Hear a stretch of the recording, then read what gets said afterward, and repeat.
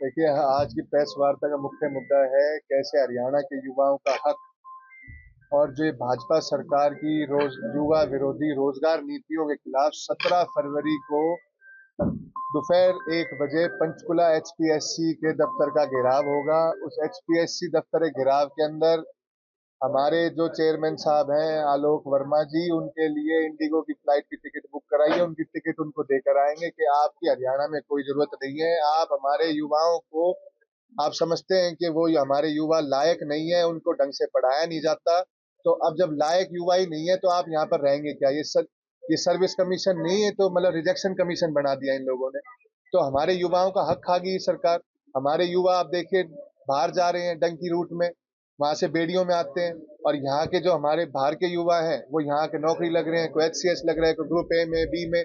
और मेरे को ये समझ में नहीं आ रहा, ये हमारे जो ये इन्होंने जो ये आरक्षण को खत्म करने की जो इन्होंने मुहिम चलाई है, कैसे एससी, ओबीसी, ईडब्ल्यूएस के बच्चे जो विद्यार्थियों को आप देखिए उनकी उनकी जो वेकेंट जो सीट थी वो वेकेंट रखी गई। क्या इसका जवाब दिया जाए? आप देखिए हमारे पास जो हमारे जो अब जो रिसेंट जो एनालिस्ट हमारे हमने हमने एनालिसिस किया, अब देखिए कंप्यूटर साइंस पीजीटी की इन्होंने निकाला, तो आप देखिए कंप्यूटर साइंस के अंदर 1711 पद थे, सिर्फ 39 ही भरे। तो मैं पूछना चाहूंगा 1672 लोग मतलब पद खाली कैसे रह गए? ऐसे इंग्लिश में हुआ।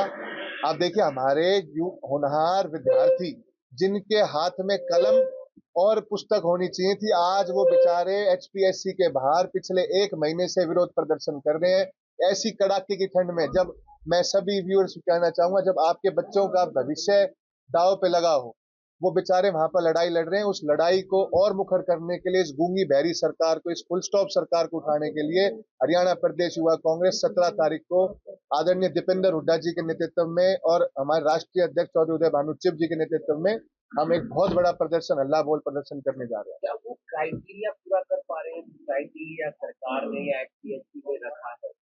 देखिए क्राइटेरिया एक ही बार तो होगा या दो दो बार क्राइटेरिया होंगे? जब आपने यूजीसी, जब यूजीसी में नेट का पेपर क्लियर कर दिया, आप एलिजिबल हो गए, तो जब आप एलिजिबल ही हो गए तो अब तो एचपीएससी का काम था कि वे जिसके नंबर ज्यादा आए उसको हिसाब से सीरियल वाइज आप उनका लिस्ट आउट कर दें। दो दो बार एलिजिबिलिटी पूरे अगर देश के अंदर है तो हरियाणा के अंदर, तो किस चीज की एलिजिबिलिटी? जब एक बार यूजीसी ने, जब सेंटर ने हमें क्लियर कर दिया, हमें वैलिड घोषित कर दिया, फिर हरियाणा प्रदेश के एचपीएससी के चेयरमैन हमारे से पूछना चाह रहे हैं कि एलिजिबिलिटी दोबारा दो, मैं डिसाइड करूंगा। बिल्कुल नहीं होना चाहिए जी। आप ये देखिए उसी में तो दिक्कत आ रही है। ये क्राइटेरिया किस चीज का? जब हमने एक भाई, हमें एग्जाम में बैठने के लिए, एंट्रेंस जब हम देते हैं बैठने के लिए, हमें यूजीसी का नेट का पेपर क्लियर कर दिया, हम एलिजिबल हो गए, उसके बाद किस चीज की एलिजिबिलिटी? ऐसे ही आप, एक और सबसे बड़ा क्वेश्चन, ये हमारे जो विद्यार्थी हैं इनसे अपनी आंसर की और अपनी आंसर की जो इन्होंने जो ओआर शीट मांगी, आंसर शीट मांग रहे हैं, वो क्यों नहीं देते? आज आरटीआई के अंदर हर चीज अवेलेबल है, मेरे को मेरी पुस्तक की जानकारी नहीं मिल पा रही, मेरे को मेरी आंसर की जानकारी मिल पाई, कितनी शर्म की बात है।